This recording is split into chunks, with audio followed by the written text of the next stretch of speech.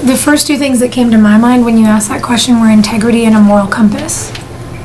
Because being a cop is tricky, and it's hard, and it's dangerous, and it's stressful, and we don't take time very often to stop and think about the supreme amount of stress and anxiety these men and women are going through every day. And when you really are locked into your integrity and you know what your moral compass is and you know that you're always trying to shift the needle just a little closer to what's right,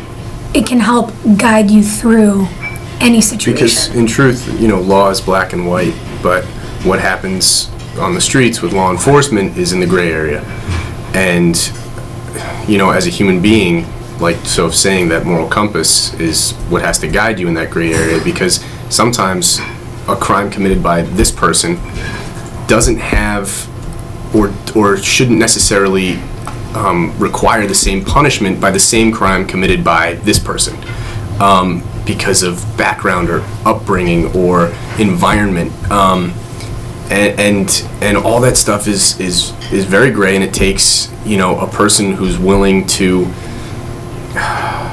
find themselves in these situations where they're going to be tested and they're going to, be faced with things that could be painful and memories that they might not want to have. And,